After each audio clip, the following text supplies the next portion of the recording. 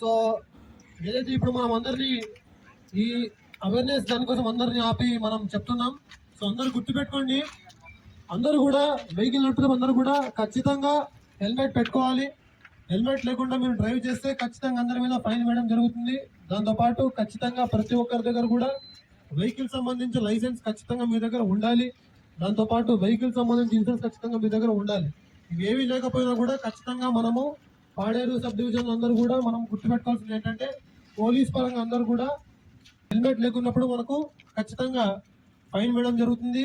Licence లేనప్పుడు ఖచ్చితంగా fine వేయడం జరుగుతుంది. దీంతో పాటు బండికి ఇన్సూరెన్స్ లేకపోయినా కూడా మనం ఖచ్చితంగా ఫైన్ వేస్తున్నాం. సో కాబట్టి అందరూ గుర్తుపెట్టుకోండి, ఖచ్చితంగా మనము బండికి ఖచ్చితంగా లైసెన్స్ ఉండాలి. మీకు ఖచ్చితంగా లైసెన్స్ లేకపోతే ఖచ్చితంగా మీరు చేయించుకోవాలి, మరి రెన్యువల్ చేసుకోవాల్సిన అవసరం ఉంది. అది కూడా చేయించుకోండి. హెల్మెట్ లేకుండా ఎట్టి పరిస్థితుల్లో మీరు బయటికి వెళ్ళకూడదు. మీకు అంత తెలియంది కాదు, ఇదంతా కూడా మనకు ఘాట్ రోడ్ అంతా కూడా. సో ఈ ఘాట్ రోడ్ లో వెహికల్స్ చాలా డేంజరస్ గా వస్తుంటాయి. కాబట్టి మీ సేఫ్టీ సెక్యూరిటీ చాలా ఇంపార్టెంట్. మీ మీద మీ కుటుంబ సభ్యులు అందరూ కూడా ఆధారపడి ఉంటారు. మీరు సేఫ్గా ఇంటికి వెళ్తేనే వాళ్ళు కూడా సేఫ్ హ్యాపీగా ఉంటారు. కాబట్టి మీరు ఖచ్చితంగా ఎవరు కూడా డ్రంక్ అండ్ డ్రైవ్ చేయకూడదు, తాగి బండి నడపకూడదు. ఖచ్చితంగా అందరూ హెల్మెట్ పెట్టుకోవాలి. ఎట్టి పరిస్థితుల్లో కూడా ట్రిపుల్ రైడింగ్ చేయకూడదు. ట్రిపుల్ రైడింగ్ చేసినా కూడా ఫైన్ వేస్తాం. అండ్ ఆల్సో ఓవర్ లోడింగ్, అంటే కొన్ని ఆటోస్ కొన్ని వెహికల్స్ కొన్ని ఉన్నాయి, ఇవన్నీ కూడా ఓవర్ లోడింగ్తో వెళ్తుంటాయి. ఖచ్చితంగా ఓవర్ లోడింగ్ చేసిన వెహికల్స్ అన్ని కూడా మనము కేసులో పెడుతున్నాం. దాంతోపాటు ఏవైతే ర్యాష్ అండ్ నెగ్లిజెంట్ డ్రైవింగ్, కొంచెం ఈ యూత్ ఎక్కువ మంది చాలా ఫాస్ట్గా వెళ్ళడం, ఈ స్పోర్ట్స్ బైక్ లాంటివి తీసుకుని చాలా ఫాస్ట్గా వెళ్ళడం లాంటివి చేస్తున్నారు. ఇవి కూడా చేయకూడదు.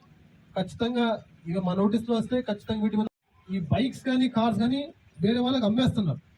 అమ్మిన తర్వాత కన్సర్న్ రిజిస్ట్రేషన్ కంప్లీట్గా చేసుకోవట్లేదు. జస్ట్ అగ్రిమెంట్ బేస్ మీద అమ్మేస్తున్నారు అంతే. డబ్బులు ఇచ్చుకుంటున్నారు, అది కొనేస్తున్నారు అంతే. ఆ బండి పాత ఓనర్ పేరు మీద అలాగే ఉండిపోతుంది.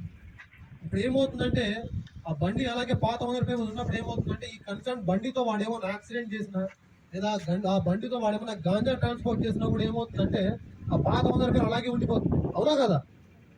ఆ పేరు అలాగే మనము కేసులో పెడుతుంటాం.